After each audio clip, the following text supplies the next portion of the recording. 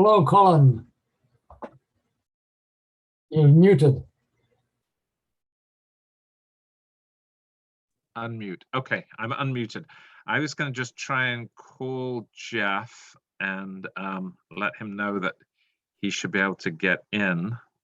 Yeah, I just go ahead. a few minutes ago. Let me find it. Here we are. Oh, he's there. Yeah. Jeff. Hi. I'm Good.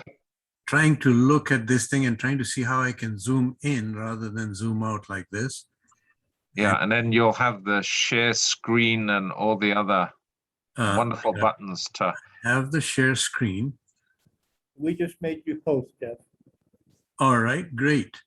And how do I put this thing in, my presentation in there? You got to click on share screen first. Okay, So have you got your presentation opened already? well, not open, but it's available. I would open it. Okay, it is now open. and then when you hit the share screen, it should pop up. Ah, there we are. I think, yes. Oh, Yeah. Perfect. Is it showing? Yes. Yep. All right, well, I'm ready to start, shall I? Carol, are you there? So Jeff, the one other thing is this in PowerPoint? It is.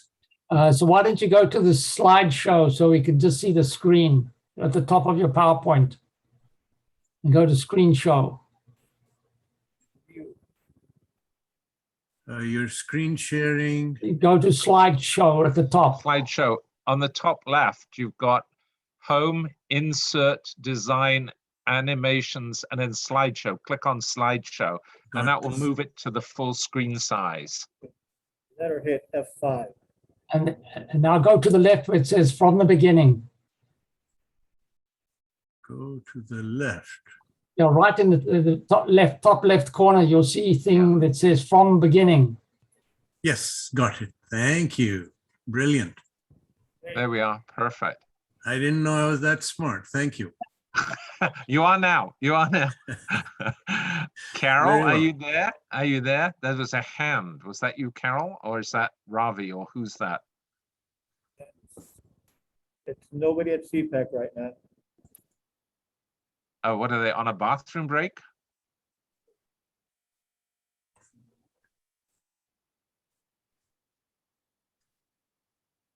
Can I record this thing while it's going, or are you recording it, Colin? It's being recorded, just that there's nobody at the speaker's chair at SEAPEX, so that's why it just shows an empty chair. That's perfectly all right. Okay, but it's being recorded? I hope so. Supposed to be, yep. Can we check? Yes, it said it's being recorded. Perfect. All right, Jeff, I think it's 3:33. The floor is yours. Very well. We have an audience, or just? We do. We have SEAPEX, but all we see is the speaker's chair, but they can see and hear you. Excellent. Okay, we're ready to start. I'm making a presentation on Pakistan philately. It is related to India in that, in my view, Indian philately is essential to a ground base of the early Pakistan philately. And without knowing what was produced in India and how, you really can't have a good depth or feel for the initial productions of Pakistan, where stamps of India were used to overprinted for Pakistan.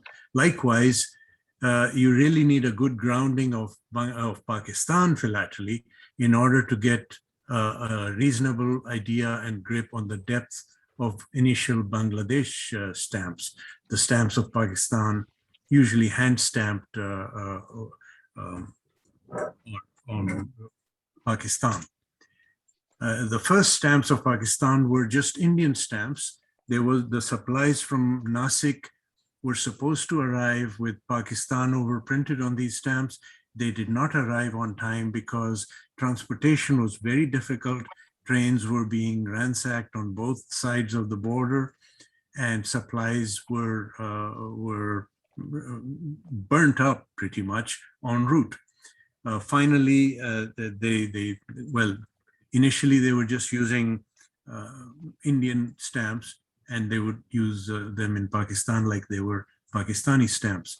The first overprinted material arrived from Nasik in October, and the one you see above, the brown, is the first day cover of the first set that arrived, and it was issued on October 9.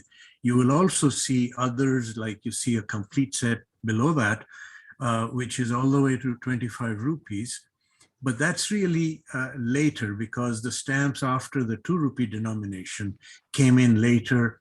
People used them as a philatelic backdated first day cover. It's not to be discounted. I am very proud of my cover, but it's not really a first day cover as such. Pakistan stamps before Nasik came, Nasik material came, they were allowed to be hand stamped. Some were officially hand stamped or printed locally.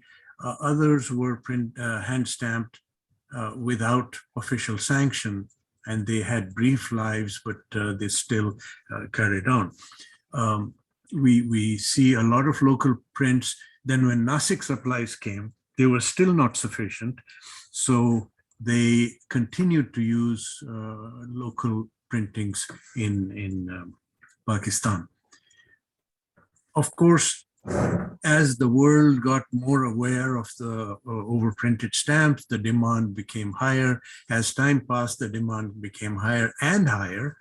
And of course, that brought in a whole bunch of fakery.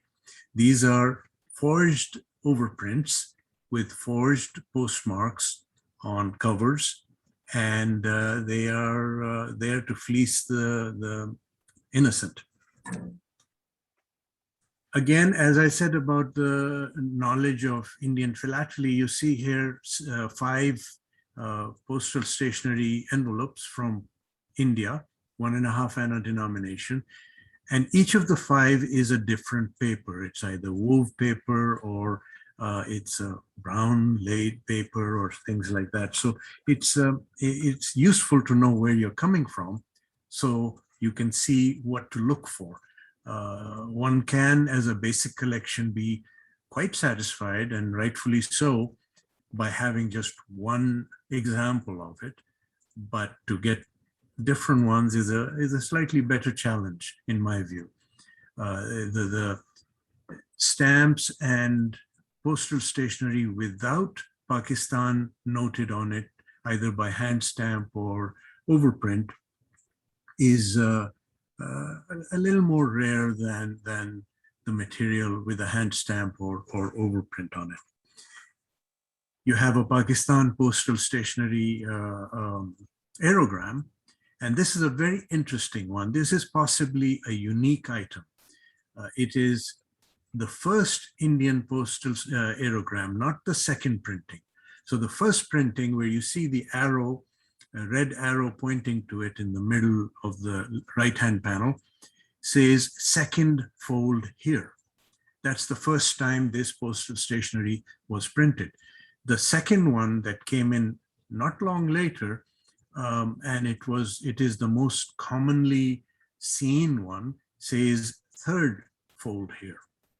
And to my knowledge, I'm not aware of any second fold here used in Pakistan. This is actually not a philatelic cover, but a genuine commercial cover, which makes it an extremely attractive item.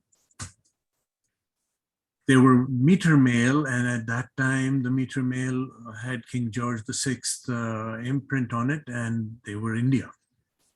They were allowed to be hand stamped. These are hand stamped from a battery company and sent off to Paris. I was lucky enough to get them. Here is a very interesting thing. The postal rate in Afghanistan, because Afghanistan didn't become a member of UPU until, my gosh, 1960, 62, I think, much later. So the rate for overseas mail was pretty high. So much so, sorry about the phone in the background, so much so that it paid people, it saved them more money to send it by courier to Pakistan so it could then be mailed overseas.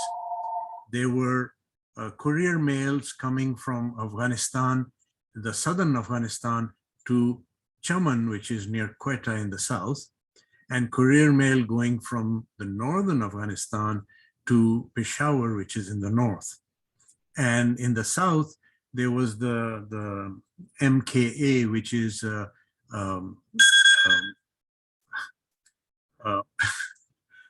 sorry, which is a Morrison Knudsen company, which was building dams and things in the Helmand province. And they sent a lot of mail through Pakistan.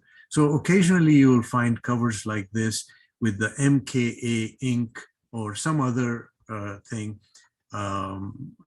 but return address is Afghanistan via Chaman, Pakistan. These are very nice items to have if you can find them. The real rarity, which I don't see, I've only seen very few, one or two, are the other way around. Mail coming from overseas to Pakistan with that address, because people got that mail, this is my theory, and it was a common item. An item coming from Pakistan, from United States would have a 3-cent stamp on it, nothing extraordinary. And the people receiving the mail were not collectors. So they'd go home, they'd dump them. Dealers, if you try to find this thing, they'll say, well, there are 4 boxes of covers of all periods. Go look. You'll be lucky to find one. That's the real challenge of finding these things. Then in July of 48, the first issue of Pakistan came in. And here, it was also interesting. The 1 rupee stamp was issued with 2 perforations. The fine perforation, 14 by 13.5, and the normal, I say normal, perforation at 11.5, which is the one you find on covers and commonly at dealers' places. The perforation 14 by 13.5 is, I have never even heard of it being on a cover. In fact, for years, I've been offering a $50 reward for someone if they can just show me this fine perforation stamp used on cover in its period, because it just doesn't exist, in my opinion. I think this is again a theory that these finer perforation stamps were issued for an agency like Crown Agents maybe, where they sold them to overseas market. These stamps did not come back to Pakistan until much, much later. And then a lot of them were canceled to order, but they couldn't be used on cover for some reason, probably because they came in too late. The first definitive issue of Pakistan came out a month later in August, and it's a beautiful set. They were printed by De La Rue and Company. The plates of these stamps were transferred to Pakistan, where they could be printed by the Pakistan Security Printing Press.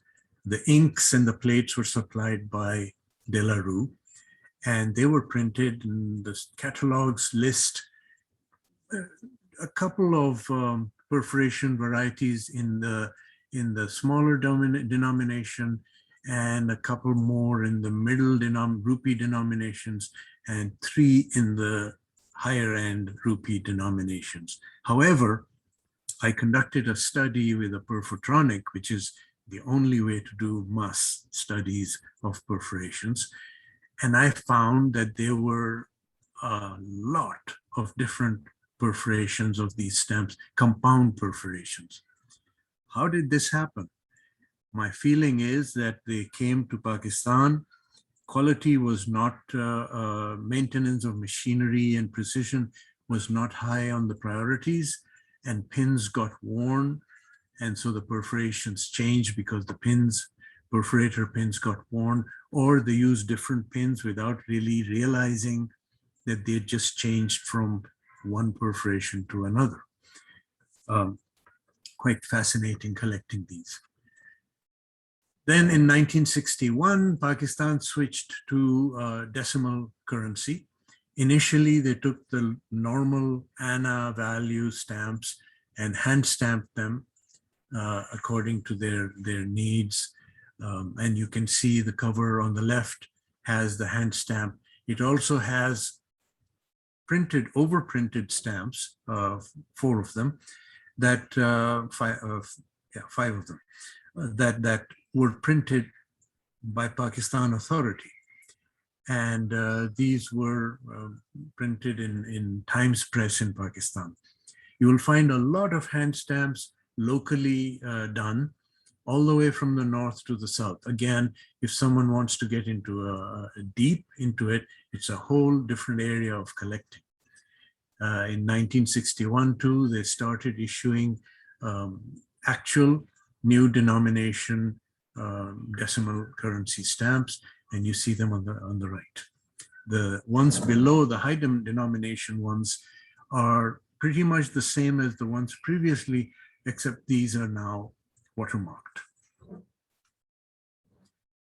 You see on the left some early examples of the first denominated currency type, which is rupees, annas, and pies, and the later ones post 61 of 1961 with paisas and rupees. Here you see some differences. Some stamps were printed in different sizes, and I've noted those. Around the middle, you'll see 2 of the same kind, and bottom right, you will see 2 of the same kind.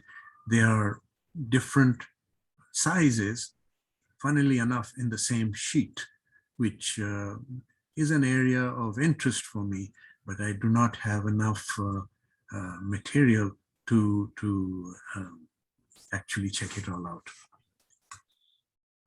The postal stationery of Pakistan was printed locally, and they, again, it was more important to get the stuff out. And so as they did them, the postal stationery from the ANA value on down were cut on different knives. And you can see where the arrows are pointing how the knives differ, which again adds a dimension and interest to the collecting of postal stationery in Pakistan. This is the first booklet of Pakistan, and the basic booklet is the same, but because of the way they were constructed, some booklets are stapled on the right-hand side and some are stapled on the left-hand side. So you see some panes stapled at the bottom and some panes stapled at the top, which is an added dimension to them. In 1972, there was a war of liberation between Bangladesh and Pakistan. East Pakistan fought for its independence, and India joined in later. And at the end of the war, there were about 90,000 prisoners of war that were in different prisoner of war camps in Pakistan. In India. Mail was sent from Pakistan to the prisoner of war camps and vice versa. This is a very hard to find item. You will find a lot of aerograms like the ones on the right, which purportedly are mail to POW camps in Pakistan or prisoner of war mail. But if you look at it closely, they're addressed to someone in Pakistan. Quite often, it's been rejected by the post office and returned as not available for free mailing. People saw the free postage and they decided to use it locally. Fortunately, I guess, they didn't get away with it. However, the stocks we see with the dealers are the ones that have been returned by the post office. The ones on the right, on the left, are POW mail from India to Pakistan, which is a very interesting item for me. The surprising thing is, with 90,000 POWs and the amount of quota of mail each one was allowed, one would imagine there'd be literally a few 100,000, if not a few million items in Pakistan, but they are very hard to find. Don't ask me why, I'm still trying to find out. Bangladesh was formed, and the first stamps were used that were Pakistan, the postal stationery. They were hand stamped locally. There are more hand stamps than one can count. There are various studies that have said there are limited to this or limited to that, or they weren't authorized if they weren't sanctioned by the post office. My view comes down to this. If they went through the mail stream, whether they were hand stamped in my basement or hand stamped at the post office, if they went through the mail, then they have a degree of validity. They are valid, and somebody can poo-poo it, but hey, I'll collect them every day. The supplies in many cases were short, and people used earlier denomination stamps as well. Although some of them were used purely for philatelic purposes. I have stamps of postal stationery and stamps of the early overprints of India with Bangladesh hand stamped on it, which is funny and interesting, but they're not really philatelic. They were an item of side interest, if you will. Pakistan stamps, as they are issued, do come up with some errors. There are the ones you see on the left from top to the top left is PAIS, P-A-I-S. The A is missing. In the heart stamp, the closing quotation is missing.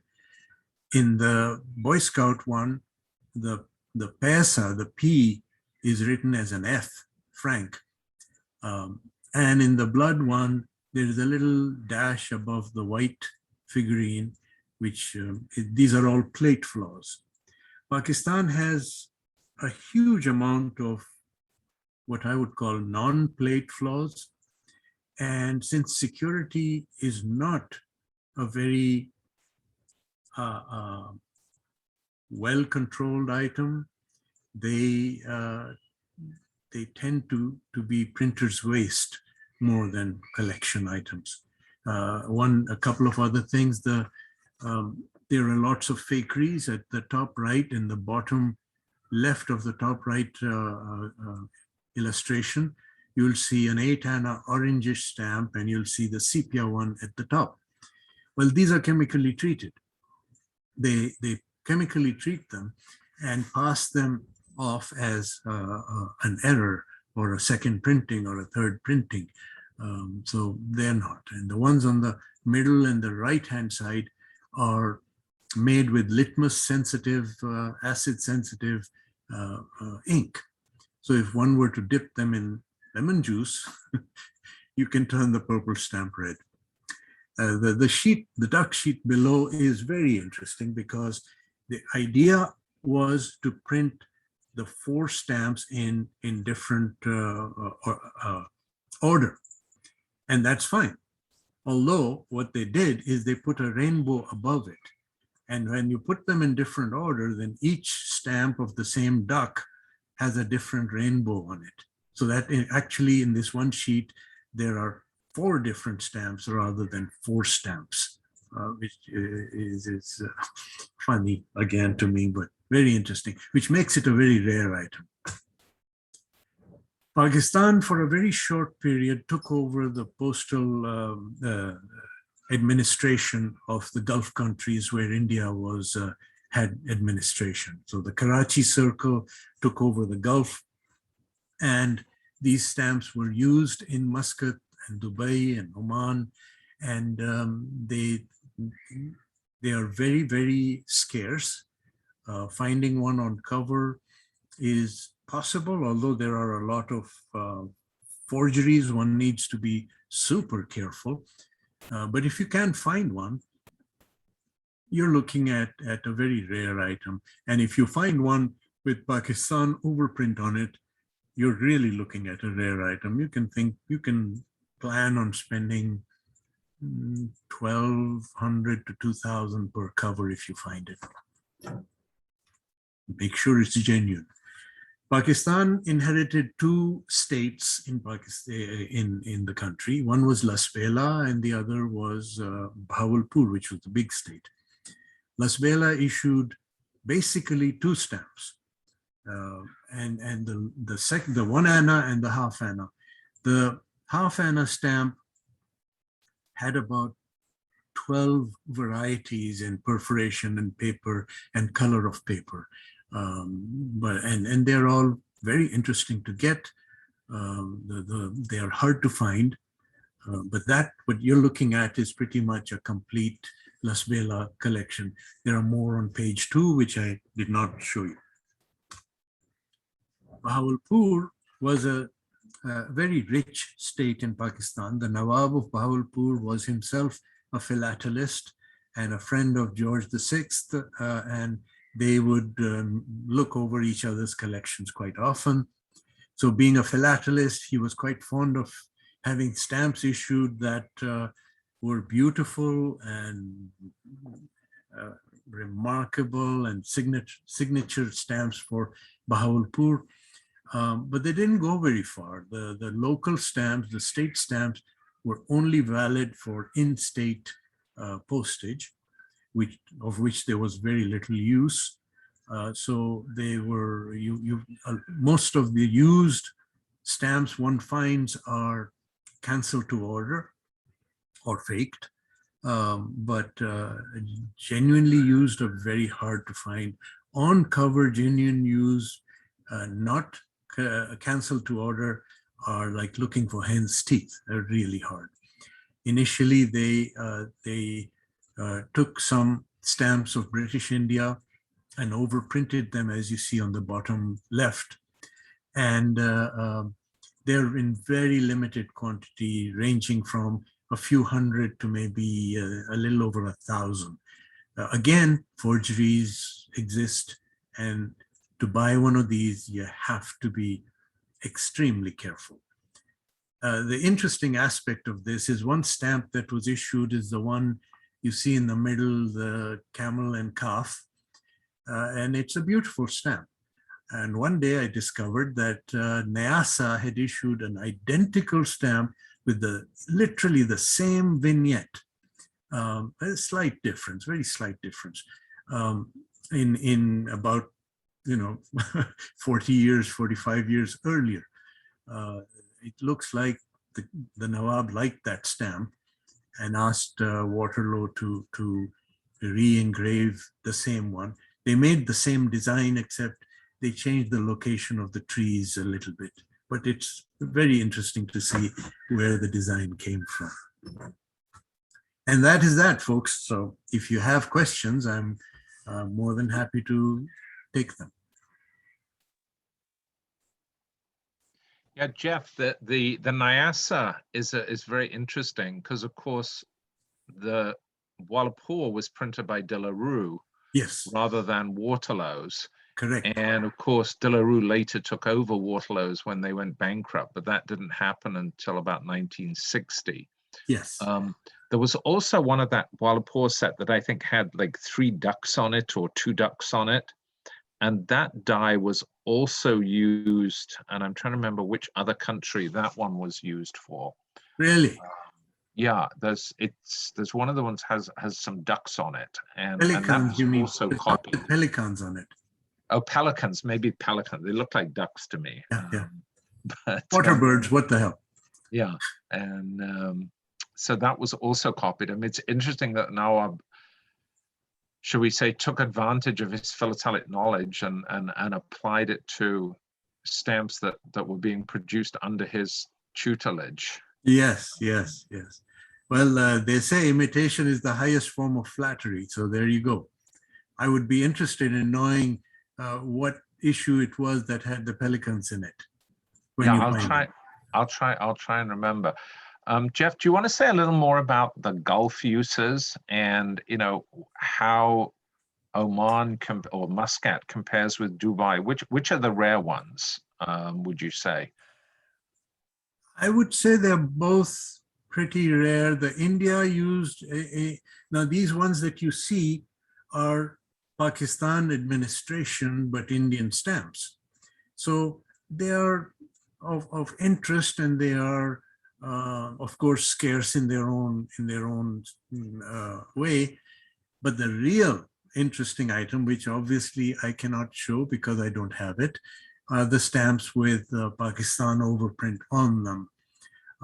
There were a few that were hand stamped, and I think there's one known with a script overprint on it, but I can't say for sure.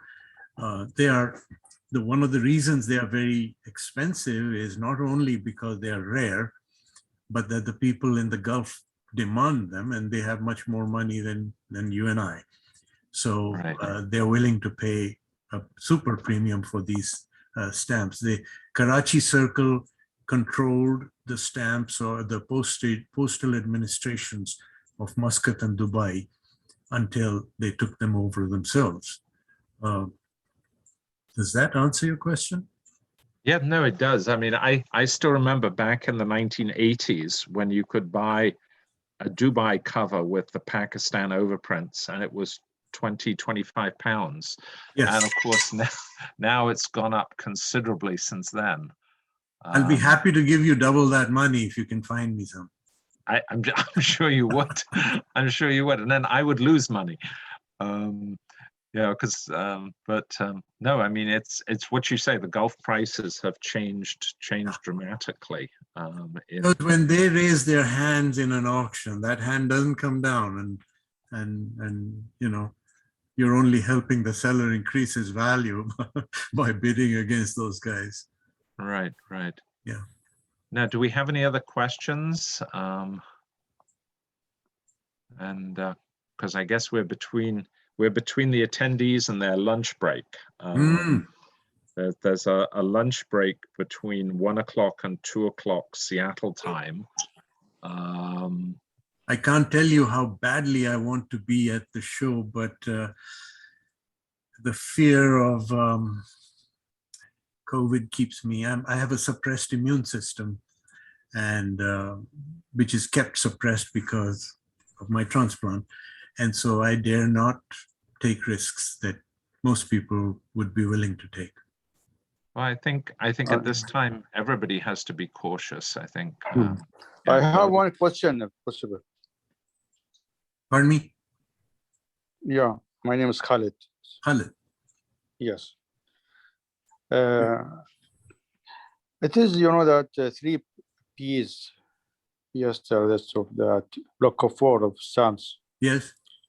It is, why every time in the cover coming block of 4, why not used by one stamp? All covers what I have and what I watch it, probably this coming block of 4 together on the cover.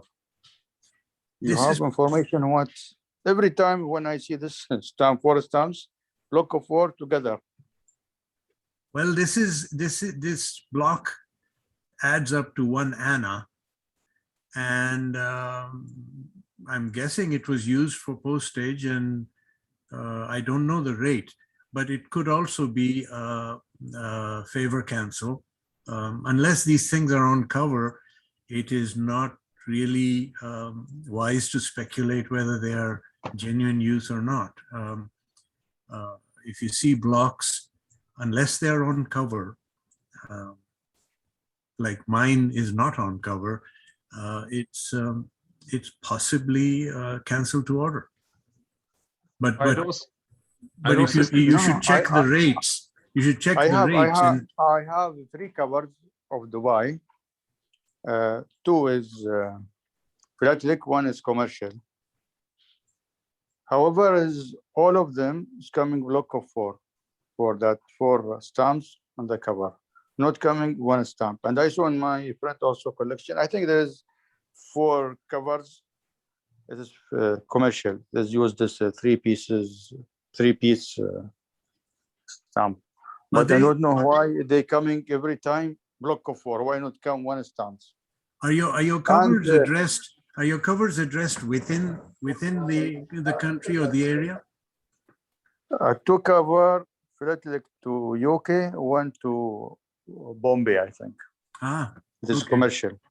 Because I think the rate was 1.5. I'm not good at rates, but my guess is the rates were about 1.5 Anna or something. Colin, help me out. Yeah, no, I think usually because usually you see the 1 and the 2 annas on the covers. I think it's a question of making up the rate. 3 pies was not a lot of money. And so it was a question of making up the single rate or the double rate. And what I also don't remember, which is also the other question, is which denominations of stamps, both Indian and Pakistan, were actually available in Dubai or in Muscat, because I'm sure they did not have the full range of all values, either of the Indian stamps or the Pakistan overprints. I mean, I think they probably had most or a number of the low values, but they certainly did not have all the different values available, I don't believe.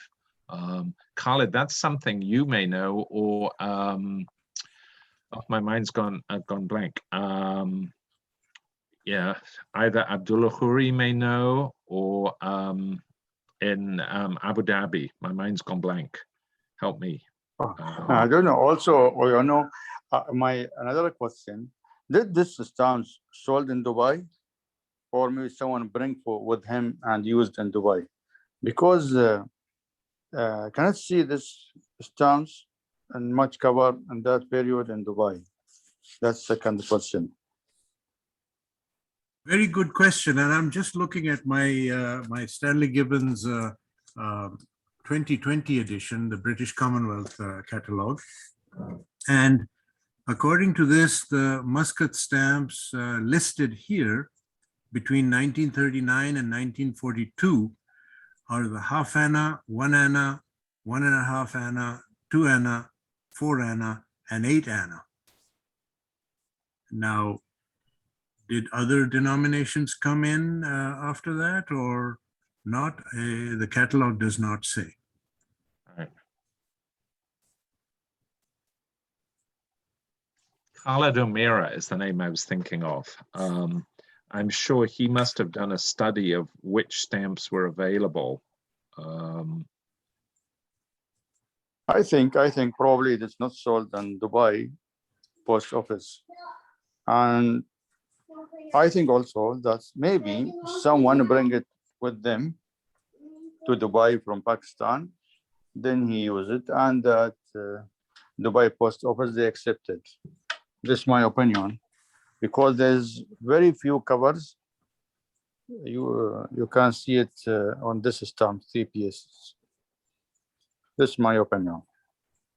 Khalid, I think you might be right, but I think the whoever brought this stamp, the 3 pie stamp, probably brought it from India, because it wasn't commonly available in Pakistan. I don't see very many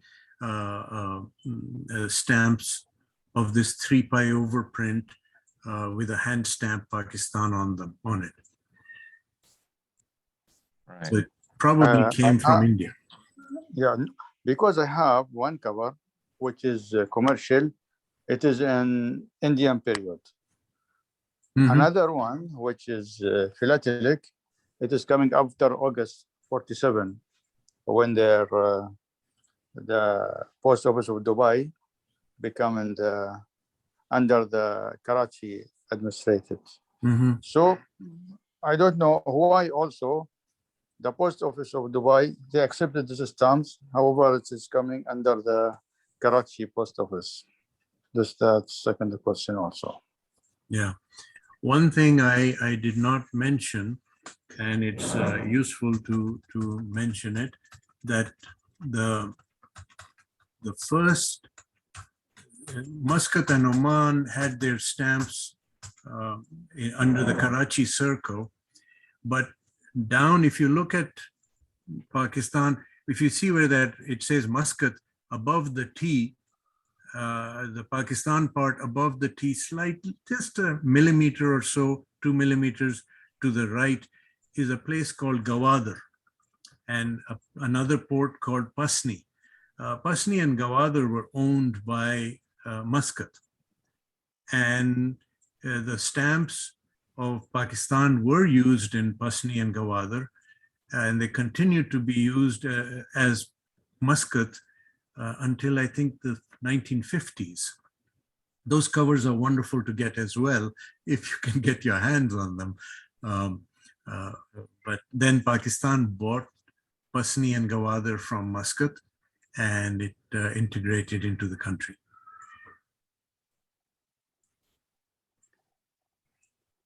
And of course, the Okay. Chinese now have invested heavily in Gwadua. It's Yes, very heavily. It's almost a Chinese port. yeah. Carol, hi. So you've come to remind everybody that it's lunchtime. Hang on, you're muted, Carol. Hi. Yes, hi, thank you. Yes, I am back. Everything's going well on the show. And yes, it is lunchtime. And hello, Jeff, how you doing? I'm not feeling very good being here, but there you are. Well, you're safe. That's what's important. So, Oh, and well. everybody, there's only a very small handful of people who are not wearing masks, but the majority of people are wearing their masks. So I'm very pleased. Oh, Show's that's running great. well, and I was just informed when I came in, Jeff, that your presentation is excellent. So that's always good to see. Well, it's over now, but if you have any questions sitting there, I'd be happy to take them. Well, guess what? It's being recorded, you know, so I gotta go back and watch it. Yes. All right, Carol. So you're reminding us gently that we have a 1 hour break for lunch or whatever, depending where in the world you are, and we will reconvene again at 2 p.m. Seattle time. Correct? That's correct. And Ravi, who's sitting there with you, he will be presenting, and he's going to do his own slides. Do you have it on your computer? I do, but it would be easier if he Okay. did it. Yeah, I think we've got it here. And so we should be able to manage here. I pulled it off the email. We downloaded it onto the computer, so keep your fingers crossed it works. Okay, and then Carol, have you got John with you also? Yes, John Warren. yes, he's here. Okay, good. And he's got his on a flash drive, I think. I hope, yes. He says he's gonna work on it. Perfect. Sorry, I apologize to the others of you for a little bit of housekeeping there. Go enjoy your lunches, and we'll see you in about 45 minutes. Great. Good to be here. Thank you for your time. Okay, Okay. thank you, Jeff, very much. Thank you. Thank you, Bye. Jeff. Thank you, Colin. Okay. Thank you.